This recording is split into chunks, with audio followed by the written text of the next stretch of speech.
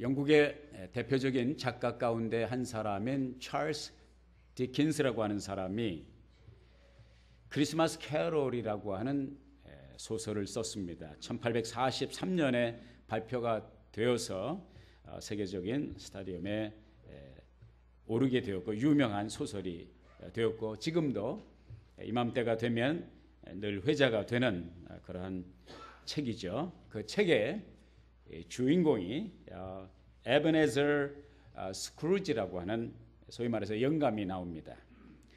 구두쇠 중에서 상구두쇠요. 정말 자린고비 수전노의 모습을 그려주고 있습니다. 크리스마스가 되어서 크리스마스 앞두고 조카가 와서 자기 엉클에게 하나밖에 없는 엉클에게 메리 크리스마스 성탄을 축하합니다. 엉클 성탄을 축하합니다. 그때 이 스크루지 영감이 시시하게 뭘 그런 걸 가지고 이렇게 고방귀를 끼면서 너같이 돈도 없이 가난한 사람이 무슨 성탄을 축하하느냐 이렇게 참 면구스럽게 핀잔을 주는 모습이 나오고 있습니다. 얼마나 이 영감님이 구두쇠인지 돈은 엄청나게 많이 벌었는데 자기가 일하는 그 일터에 그 상점에 또 사무실에 난로가 있긴 있는데 석탄 한 조각이 딱 있습니다. 그리고 그 석탄 연료인 석탄을 항상 자기 방에다 두고 다른 사람이 못 만지게 하는 거였습니다. 왜? 땔감을 낭비하는 것이 아깝기 때문이었습니다.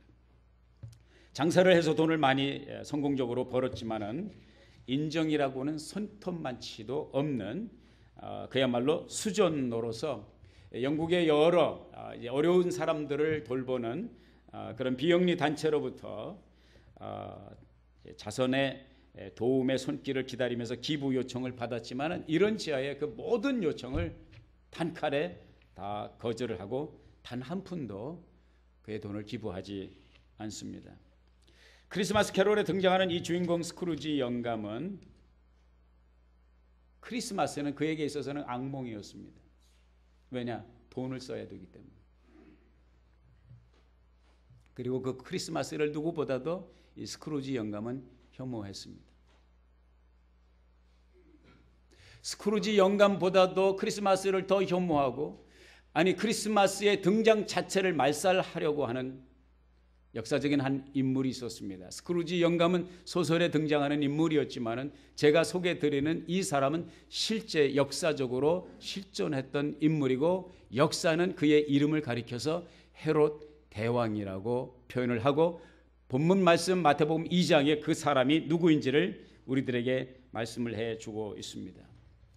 헤롯 대왕은 정치적인 배경 출중한 가문에서 태어났고 평생 정치에 입문해서 많은 권세, 세도를 누렸고 권력의 중심 무대에서 여러 가지 특권을 누린 사람입니다. 25살의 어린 나이에 갈릴리 지방을 총독을 하는 가버너가 되었습니다. 요즘 말로 하면 주지사죠. 로마 원로원은 그를 유대인의 왕이라고 불러주었고 그 타이틀 유대인의 왕이라고 하는 타이틀을 유대인들이 너무너무 싫어했습니다. 왜냐하면 우리가 아는 대로 유대인들은 종교적인 사람이고 믿음의 사람들이고 하나님을 섬기는 사람들이에요.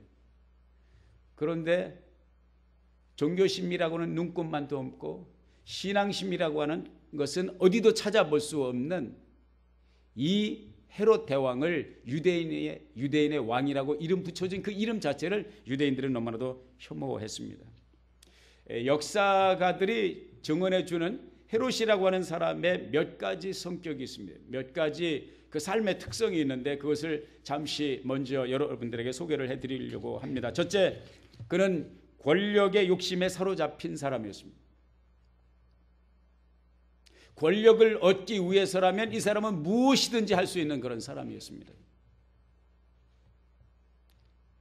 어떤 이들은 그의 삶을 가리켜서 그의 삶의 그의 인간 됨됨이를 세 단어로 표현했습니다. 그 중에 하나는 능수능란이고 둘째는 교활함이고 셋째는 잔인함이었습니다.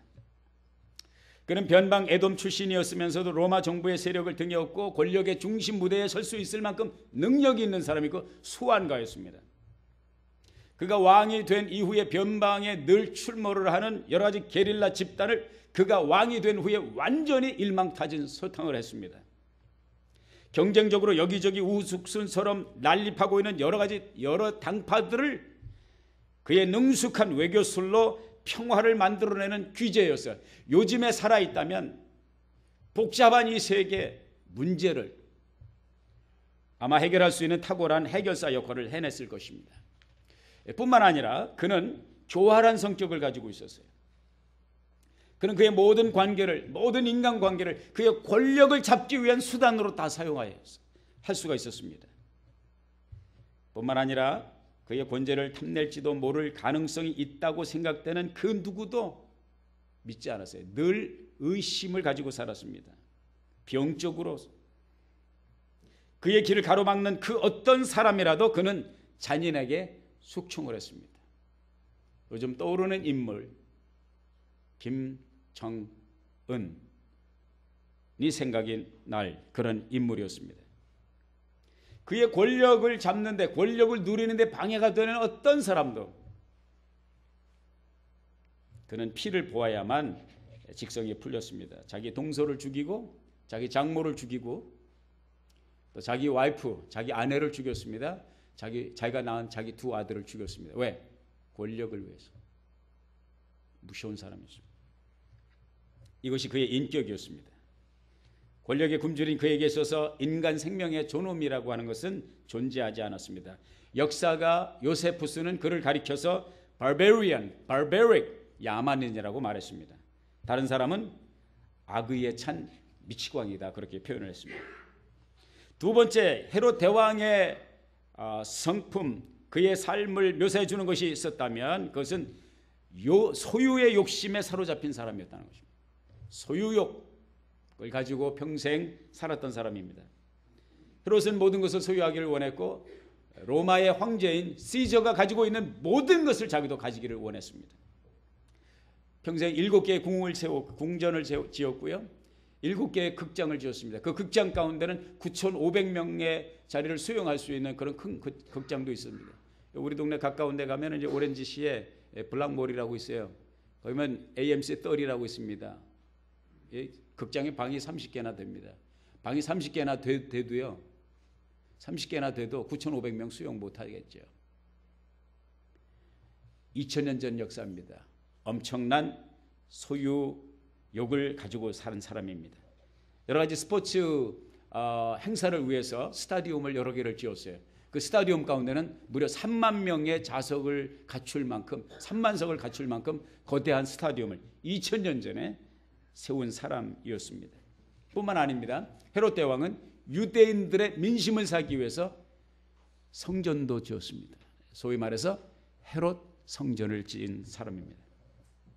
기가 막힌 건축 양식으로 도시 전체를 장식하고요.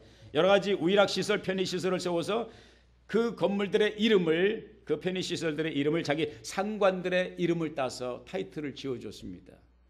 아부성이죠. 더 많은 것을 소유하기 위해서 그는 10번의 결혼을 했습니다. 심지어 그의 정치적인 원수 정적의 딸과 결혼하기도 했습니다. 소유할 수 있는 것이라면 무엇이든지 수단과 방법을 가리지 않았던 그런 사람, 그가 바로 헤롯 대왕이었습니다. 마지막으로 그는 일평생 과대망상에 사로잡혀서 살았습니다. 그의 부친 또 역시 왕이었었는데 그 부친을 독살하기 위해서 독을 먹인 사건이 있었는데 이 사건 이후에 헤롯 대왕은 평생 과대망상, 피해 망상에 시달리며 살았습니다. 누가 자기 국그릇에 독을 넣을까? 자기 음식에 자기가 알지 못하는 레시피를 집어넣었을까? 아주 얼마나 거기에 심혈을 기울여서 자기 먹는 음식을 살폈는지 알 수가 없습니다. 뿐만 아니라 수만 명의 노예 인력을 동원해서 10개가 넘는 비상요새 이머전시 포트레스를 건설을 했습니다. 유사시를 대비하기 위해서. 용이 주도한 사람이죠. 그 모든 요새들을 중무장했고 그 요새들을 지켰습니다. 뿐만 아니라 이 헤롯 대왕은 적법 활동을 굉장히 활발하게 폈습니다. 요즘 말로 하면 CIA, KCIA, 중앙정보, 옛날에 중앙정보부, 요즘 말로 국정원 운영을 기가 막히게 탁월하게 잘했습니다. 이 비밀 정보 요원 때문에 자기 헤롯 대왕의 권력에 조금이라도 데미지가 될 만한 사람들은 이 첩보원의 정보에 의해서 단칼에 모두 목을 베었고, 그 정보가 수집이 되면은 이튿날 그 사람이 아침 밥상을 받기 전에 밤중에 끌려가서 세상을 떠날 수밖에 없었습니다. 심지어는 자기가 하는 일에 반대하는 사람들은 밤중에 초대를 했습니다. 특별 초대를 했습니다. 초대를 해서 어디로 들어갔냐면 요단강으로 데려갔습니다. 요단강으로 데려가서 특별 수영복을 특별히 주문해서 만든 수영복을 입혔습니다. 그 수영복, 그 로브, 그 옷은 무엇으로 만든 옷이냐? 세멘트로 만든 옷입니다. 그 세멘트로 만든 그 육중한 옷을 입히고 요단강물에 들어가서 수영을 하라고 그랬습니다. 무슨 얘기입니까? 물에 빠져 죽으라는 거죠. 이렇게 잔인하게 사람들을 죽였습니다.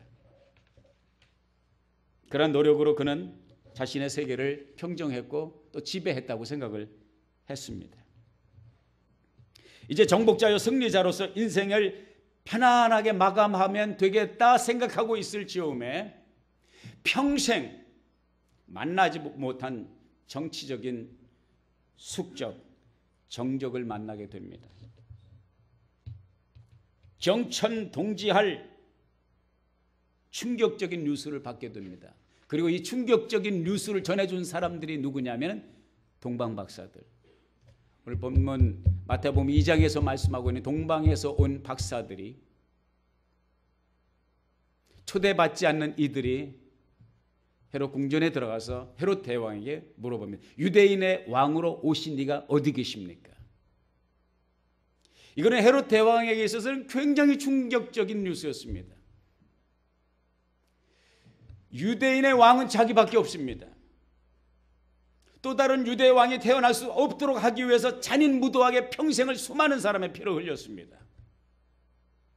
에돔 출신이면서 변방 출신이면서 그 권자의 중심에 있기까지 부단한 노력을 했습니다. 그리고 자기를 대적할 사람이 없다고 생각했는데 이 동방에서 온 박사들이 묻기를 유대인의 왕으로 온 사람이 어디 있습니까? 이거는 굉장히 충격적이에요. 오늘 본문 3절에 보니까 이 말을 듣고 헤롯 대왕이 어찌할 바를 몰랐다고 그러십니다. He was disturbed. He was shaken. He was really concerned. 염려와 두려움과 걱정과 소동과 어찌할 바를 몰랐고 동시에 온 예루살렘이 함께 소동했다. 어찌할 바를 몰랐다. 그렇게 말씀하고 있습니다.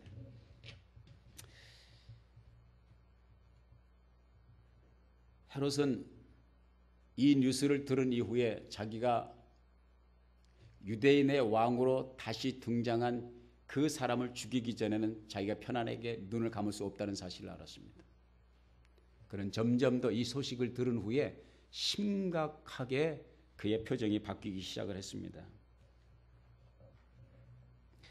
온 예루살렘이 같이 헤롯 대왕처럼 소동을 했다고 그랬어요. 어찌할 바를 몰랐다고 그랬어요. 한번 상상해 보시기 바랍니다. 유대인들은요, 예루살렘 사람들은 헤롯 대왕이 어떤 성격의 소유자라는 걸 알고 있습니다. 헤롯 대왕이 얼마나 많은 사람들을 피해 숙청을 했는지 유대인들은 너무나도 잘 알고 있습니다. 얼마나 공포 정치를 했는지 유대인들은 잘 알고 있었고 예루살렘 사람들이 알고 있습니다. 그런데 그를 대적할 만한 유대인의 왕이 될 사람이 태어났다.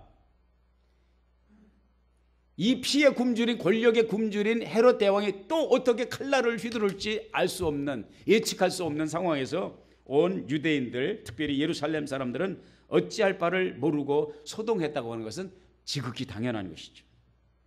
이 미치광이가 또 무슨 짓을 벌릴까? 모든 사람이 궁금하게 생각을 했습니다. 헤롯은 비록 늙었지만은 그를 상징하는 세 가지 단어는 여전히 남아 있었습니다. 능력과 교활함과 잔인성은 그대로 남아 있었습니다.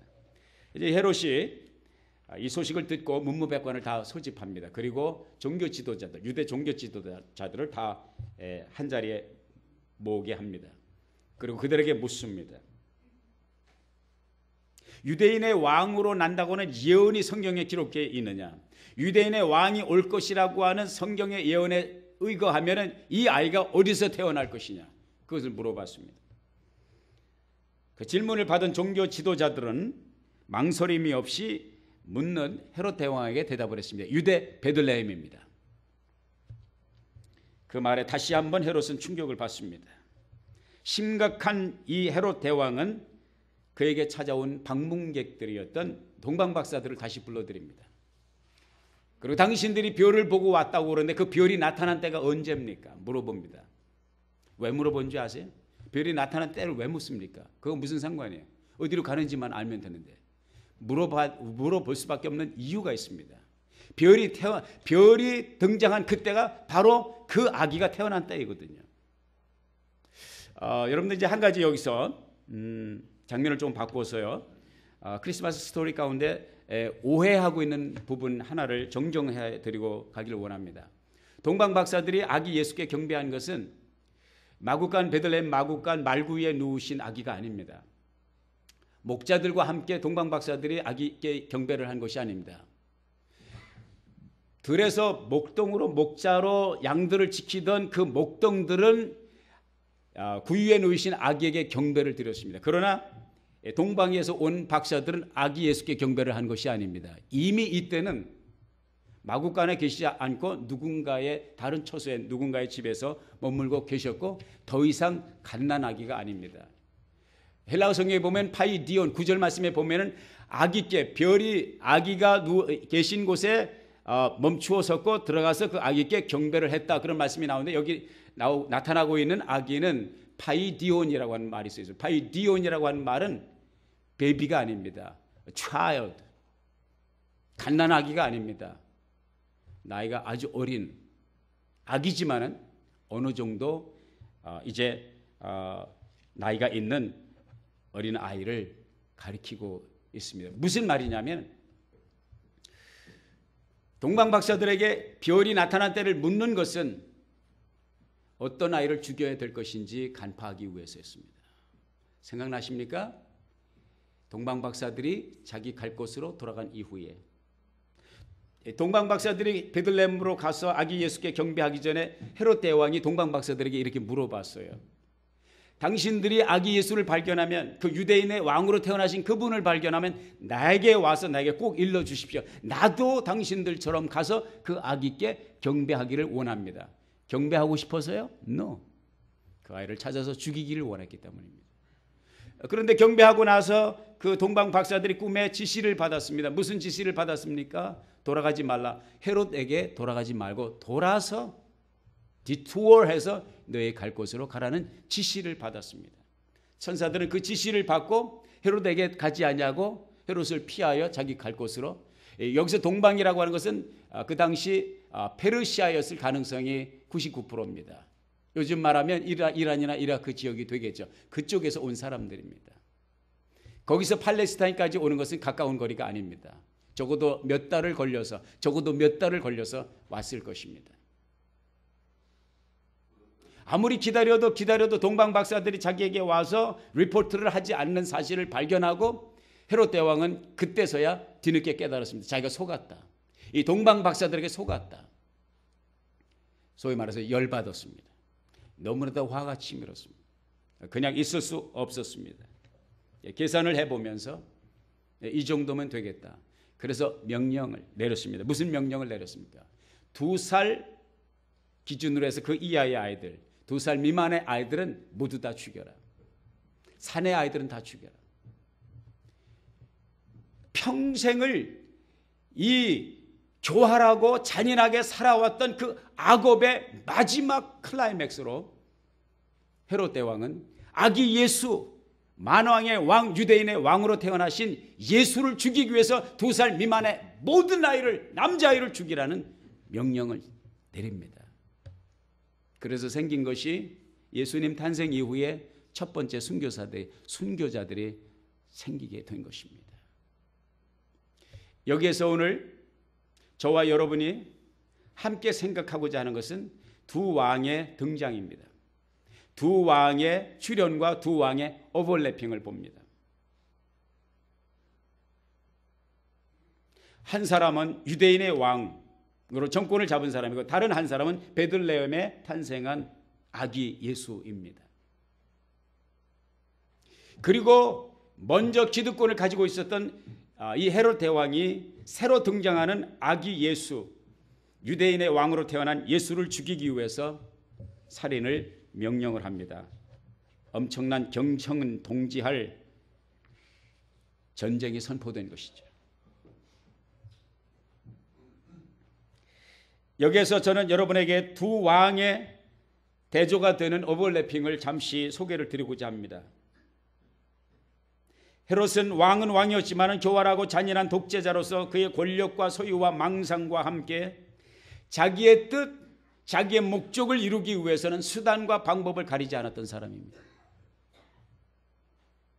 새로 베들레헴에 등장한 만왕의 왕이여 유대인의 왕으로 나신 예수 그리스도는 자기의 뜻, 자기의 목적이 아니라 자기를 보내신 아버지 하나님의 뜻을 위해서라면 자기 자신을 들여서 자기 생명을 들여서 모든 것을 희생했던 그런 왕이었습니다. 헤롯이 자기 욕망의 노예가 되어서 자기 야욕의 성취를 위해서 칼과 창을 들어서 수많은 사람들의 목숨을 앗아갔다면 예수님, 유대인의 왕으로 오신 예수님은 모든 사람을 살리기 위해서 자기 자신의 목숨을 던져준 그런 분이었습니다.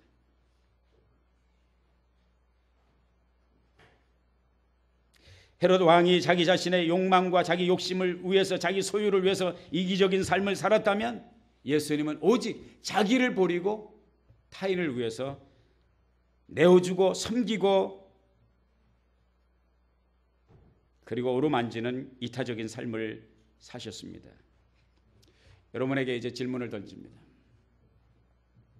여러분이 이 두 오버래핑이 되는 두 왕 중에서 어떤 왕을 따르고 있습니까? 오늘 여러분은 누구를 따르고 계십니까? 헤롯 대왕입니까? 만왕의 왕이신 예수 그리스도를 따르고 있습니까? 쉽게 대답하지 마십시오. 습관적으로 대답하지 마십시오. 다시 한번 여러분 자신 내면을 돌아보고 나는 헤롯을 따르는 사람인가? 나는 예수를 따르는 사람인가? 대답할 수 있기를 바랍니다.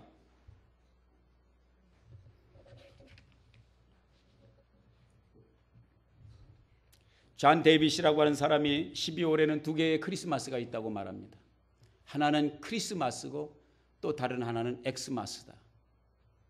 크리스마스는 우리가 잘 아는 대로 두 단어의 합성어이죠. 그리스도라는 말과 메스, 예배라는 말의 합성어입니다. 엑스마스는 무엇입니까? X가 그리스도를 상징하기도 하지만 X는 수학적인 기호로 미지수를 상징하기도 합니다. 엑스마스를 지내는 사람들은 그리스도를 예배하는 것이 아니라 자기의 야욕과 자기의 소유와 자기의 목적을 위해서 자기의 것을 예배하는, 세상을 예배하는 사람들을 상징적으로 가리킨다고 말을 합니다. 오늘날 수많은 사람들이 크리스마스가 아니라 엑스마스로 이 시즌, 이 계절을 지나고 있다는 것을 아십니까?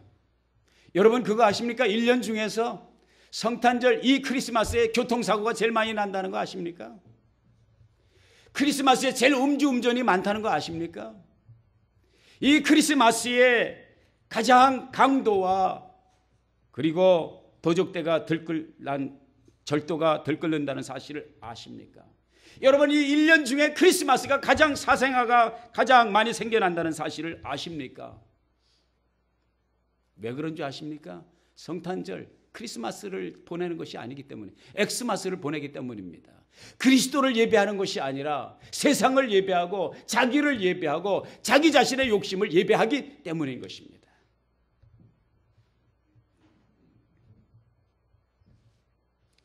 우리 안에는 때때로 헤롯이, 예수 그리스도가 아닌, 내가 예수를 믿는다 하지만은 예수가 아닌 헤롯이 우리 안에서 치고 올라올 때가 있지 않습니까?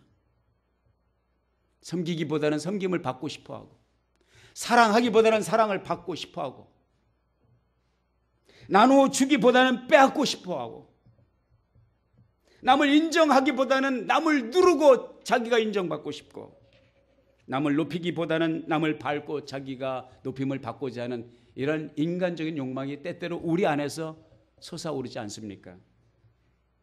여러분은 어느 왕이 다스리고 있습니까? 헤롯입니까? 이 계절의 주인공인 예수 그리스도이십니까? 동방 박사들이 오늘 우리들에게 보여준 것은 분명합니다. 그들은 헤롯 왕을 경배하지 않았습니다. 헤롯 왕이 모든 실권을 가지고 있고 눈에 보이는 두려움의 대상이었다 할지라도 동방 박사들은 헤롯을 경배하지 않았습니다. 동방 박사들은 아기 예수, 진정한 왕 중의 왕이요 유대인의 왕으로 오신 아기 예수께 경배했습니다. 사랑하는 여러분, 주의 이름으로 축복합니다. 엑스마스가 아닌 크리스마스를 보내시기를 주의 이름으로 도전합니다. 에스마스가 아닌 크리스마스, 그리스도 예배, 그리스도 메스. 예배는 무엇입니까? 두 개의 차원이라고 생각합니다. 예배는 두 개의 차원의 예배가 있다고 생각해요. 하나는 모여서 드리는 예배, 성전에서 드리는 예배. 여러분과 제가 지금 이 순간 하나님께 예배하는 것처럼 예배하는 것, 찬송과 기도와 말씀 선포가 있어요. 그러나 이것이 예배의 전부가 아닙니다. 이것은 예배의 반쪽일 뿐입니다. 진정한 예배가 되려면 하나가 더 있어야 됩니다. 그건 뭐냐? 교회 밖에 나가서 교회 안에서 모여서 드리는 예배와 흩어져서 여러분의 삶에서 드리는 예배가 있어야 됩니다. 그 예배는 무엇입니까? 여러분의 삶 속에 하나님의 뜻을 이루는 것입니다. 로마서 12장 1절에 말씀하고 있습니다. 그러므로 형제들아 내가 하나님의 인애하심으로 너희에게 권하노니 너희의 몸을 하나님께서 기뻐하시는 거룩한 산 제물로 드려라. 이것이 너희가 드릴 영적 예배이다. 2절에 너희는 이 세대를 본받지 말고 오직 마음을 새롭게 함으로 변화를 받아 하나님의 선하시고 기뻐하시고 온전하신 뜻이 무엇인지 분별하도록 하여라. 아멘. 서두에서 제가 크리스마스 캐롤에 등장하는 스크루지 영감 얘기를 했습니다. 그 책의 결론은 스크루지 영감이 그렇게 구두쇠로 살다가 생을 마감했다 그렇게 말하지 않습니다. 그 소설의 결론은 뭐냐면 그 스크루지 영감이 특별한 경험을 합니다. 영적인 세계를 체험합니다. 그리고 이것이 다가 아니라는 것을 깨닫습니다. 그의 삶이 180도 회전이 됩니다. 움켜쥐는 삶이 아니라 이제는 나누는 삶으로 바뀌어집니다. 빼앗는 삶이 아니라 주는 삶으로 바뀌게 됩니다. 어려운 사람에게 베풀고 나누고 섬기는 삶을 살다가 행복한 삶을 살다가 생을 마감한다는 그런 얘기가 나옵니다. 비록 가상의 소설에 등장하는 그런 인물이지만 우리에게 주는 도전이 있습니다. 예수를 만난 사람은, 진정한 크리스마스를 경험한 사람은, 그분을 예배하는 사람은 수전너 스크루지가 아니라 변화된 스크루지, 나눔을 나눌 수 있는 스크루지로 살아가는 사람이라고 저는 믿습니다. 야고보서 기자는 말합니다. 행함이 없는 믿음은 무슨 믿음이다? 옆에 분에게 리마인드 하시기 바랍니다. 행함이 없으면 죽은 겁니다.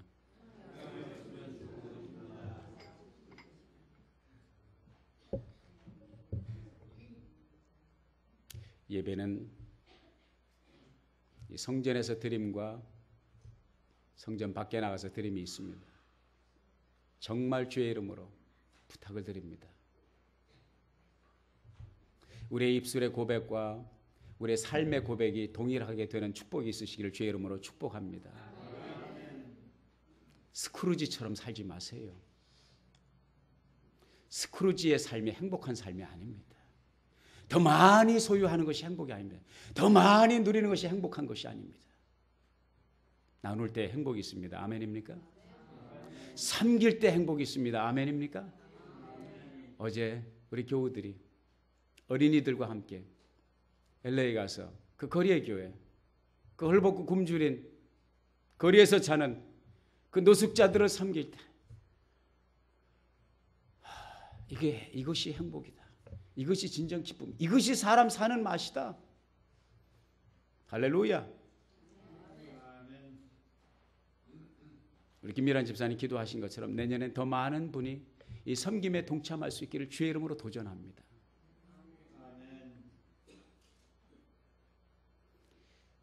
이 귀한 아름다운 계절, 우리 모두의 마음을 훈훈하게 해주는 이 계절, 성탄의 계절을 엑스마스로 보내시든지 크리스마스로 보내시든지 선택은 여러분에게 달려 있습니다. 행복한 계절을 열어가시는 여러분이 될 수 있기를 예수의 이름으로 축복합니다. 기도하겠습니다.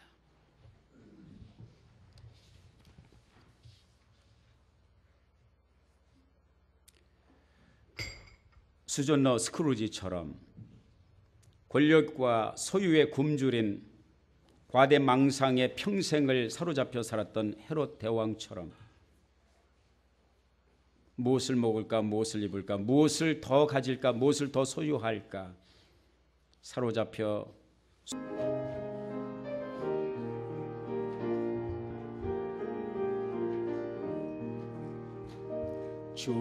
주께 두 손 모아 비나니 그 신 은총 베푸사 밝아오는 이 아침을 많이 비춰 주소서. 오 주 우리 모든 허물을 보혈의 피로 씻기어 하나님 사랑 안에서 행복을 갖게 하소서. 서로 믿음 안에서 서로 소망 가운데 서로 사랑 안에서 손잡고 가는 길. 오 주 사랑의 종소리가 사랑의 종소리가 이 시간 우리 모두를 감사